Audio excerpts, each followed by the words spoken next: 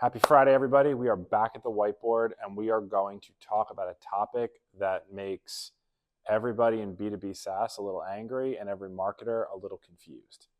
We're going to talk attribution versus incrementality. So there's a reason why I very frequently bash on attribution platforms. It is both fun and also true. So let's dive into why. So this is a customer journey. It's a very simplified journey, right? We end up with some kind of trigger. Something happens that results in some member of your target audience starting to do something about it. It could be the chair broke, they need a new chair. It could be the boss yelled, they need to find a new vendor. It could be the agency sucked, they needed to get fired. It could be they saw it on TikTok and they just want a new Swell water bottle or Patagonia vest. Whatever the thing is, there is some kind of trigger that begins a journey, right? There may be some that are just spontaneous, but in most cases, most purchase journeys start with a trigger, and it results in a whole bunch of interactions that go down and ultimately, and hopefully for you, result in some money, some leads, what have you, right? And some of those touch points, as you can see here in the black, these little black dots are organic. They could be searching. They could have organic content passively served to them. They could read about it organically. Some of these are ad clicks where you might be serving Facebook ads or Google ads. They could be ad impressions where you're just showing videos and providing content. They could be offline touch points. They talk to a friend, they talk to a colleague, they talk to a boss, they talk to a relative. And ultimately, the sum total of all of this comes out to money. Now, I've designed this weird maze in a specific point because a lot of customer journeys are influenced. So I tried to represent that influence by the bends in the line. So you can see here that this organic impression actually turned this whole thing around, right? Whereas this ad click here didn't change the overall slope of the line, right? It just happened in the middle of it. It didn't do anything, potentially. So what you end up with here is a picture, an imperfect one, of a customer journey. What attribution seeks to do is to take the credit here, right, this value created, whatever that is, and divvy it up in some way among all these touch points. In some way, using some methodology that they don't tell you about. That could be a first touch, where the organic, right, because you're not going to be able to get this offline thing in, gets all the credit. It could be a last touch where the ad click gets it. It could be a even split where roughly everybody here gets even credit except for all the offline stuff. It could be a blended model where touch points at the beginning and the end get more and the stuff in the middle gets divvied up. It could be depth-based, impact-based. You can make up models until the cows come home. But at the end of the day, those models are an imperfect representation because we are all different, right? The impact, I could run this same exact set of touch points across two different people and come up with two different outcomes, right? It very well could be that my friend Bob, if he tells me that something is great, I know Bob's an idiot, so I'm not going to buy it. Somebody else has that same set of touch points. They talk to their friend Bob. Bob says it's great. Same set of interactions, but because they trust Bob, they buy it. Well, in that case, how are you going to give Bob the same number of credit when Bob cost you a sale in case 1 and didn't in case 2? We are all different. So your attribution model is fundamentally asking who deserves credit for which touch points. We are using a mechanism to divvy that credit up. We are not telling you in specifics how that model works, and we are not adjusting that model potentially on a personal level.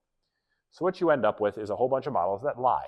They just lie to you in different ways, and some of those lies are more comforting and more warm than others, right? The lie that says your marketing is absolutely amazing probably feels real good. The lie that says that Meta or Google deserves more credit is probably really nice, potentially, unless you're not running that channel. Anyway,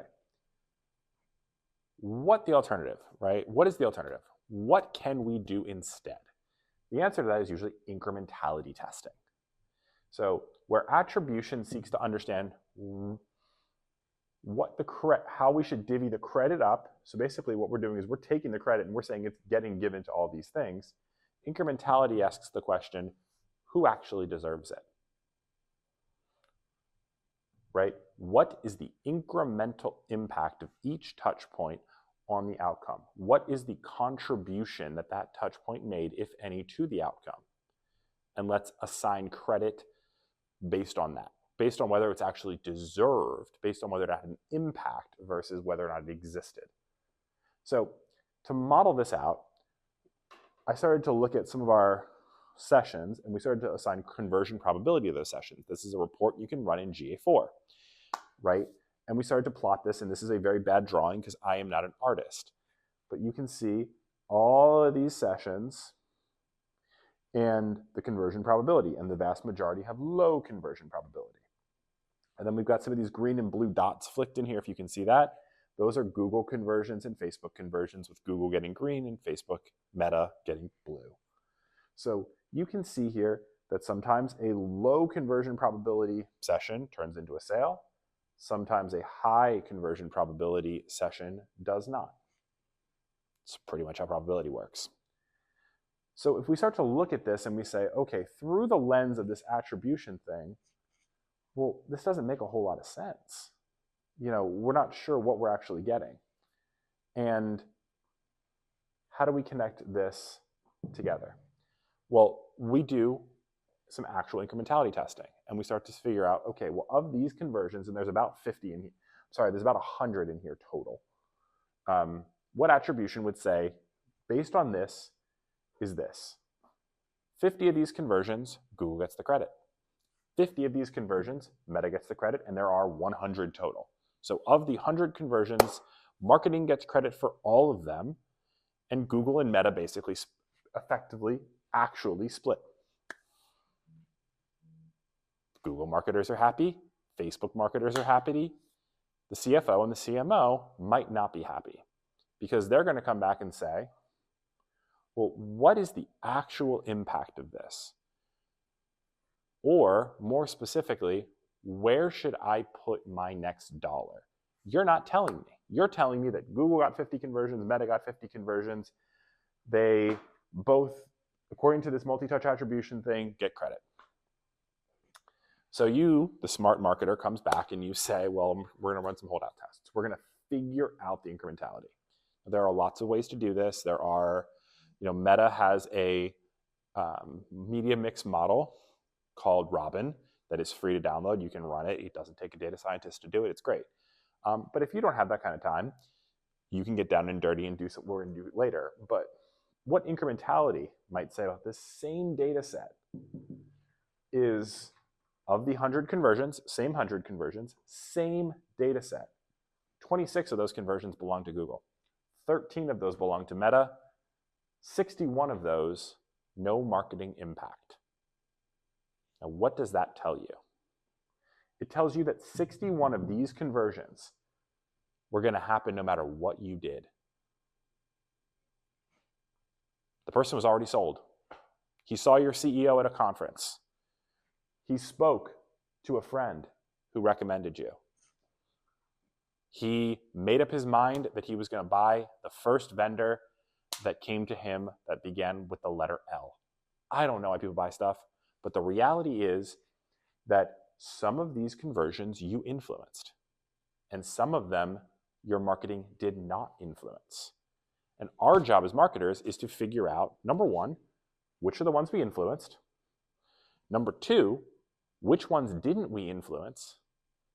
And three, how do we direct more of our resources towards the sessions, the users, the journeys where our dollars can move the probability up of a positive outcome? So here's where we come into, right? Attribution will not tell you that. Attribution will tell you that you are wonderful, and here's how wonderful, and here was who was more wonderful. The reality is the world is not all sunshine and rainbows. Some of these journeys, it didn't matter if some of these ad clicks didn't happen. It didn't matter if some of these ad impressions didn't happen. We need to figure that out. So what do? Well, the easiest way is you run tests. You find some audiences. With audience 1, 2, 3, 4, you can do this as a geo holdout test. You can do this as an audience test. You can do it pretty much any way you want, so long as these audiences are isolated.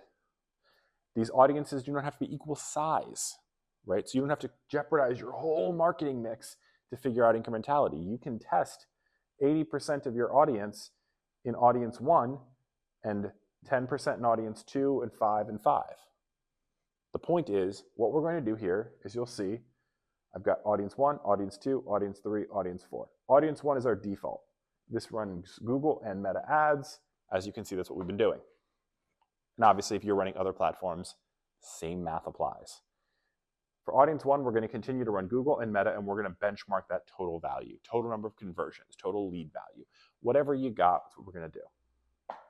Audience 2, we're going to take away Google, still run Meta. Figure out the total value. Audience 3, run Google, no Meta, figure out the value. Audience 4, no Google, no Meta, figure out the audience value. Now, what do we see here? Well, clearly, if we run no ads, the total value drops by 60% almost. That's a pretty good case in favor of advertising. One that you can take to your CFO and your CMO and say, hey, our ads are having an impact in the markets or to the audiences that we don't run ads, that we exclude. The total value we get is 60% less than the markets where we are running ads. That's a really good data point. That's a really good case for marketing. And then your CFO should say, okay, well, where should the next best dollar be spent? And you can say, well, in markets where we remove Meta, we see about a 13% decline, right?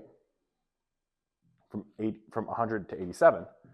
In the markets where we remove Google, we see a 44% decline.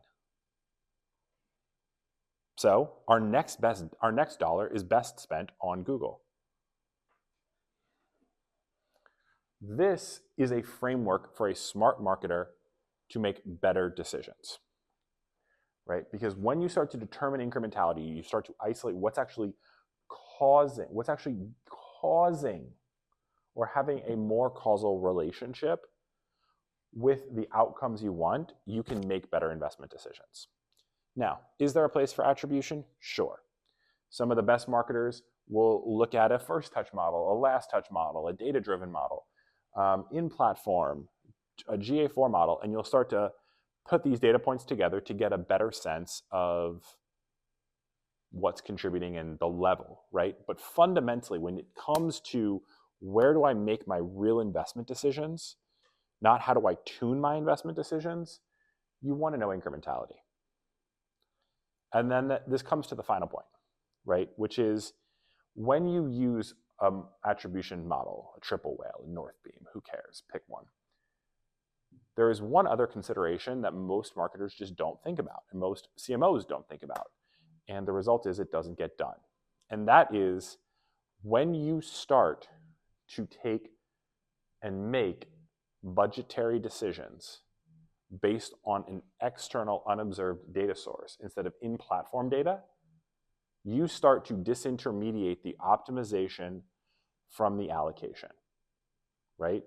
We are making decisions for Meta or for Google based on data that is not in their view. So that platform now doesn't understand what's going on because we are using a source of truth that lies in a different way that their algorithm doesn't understand, right? So when you start to use attribution to make investment decisions, not only are you just making investment decisions based on a different lie, you are also handicapping the platforms where you're making those investment decisions by taking the data and disintermediating the optimization from the allocation. So when people start to talk about why I don't like MTAs, why I hate third-party attribution tools, it's for this. They don't show you the whole picture. They don't consider offline data points. They don't tell you incrementality. All they do is rearrange peas on the plate and tell you you ate a meal. No, you just made a mess. So If you have that choice, take the money you would spend on this, spend it on this, take what's left and spend it on ads or what's actually working. It's the easiest thing you can do to have a better, more productive, happier, simpler, and ultimately more effective time at marketing in 2025. We'll see you next week.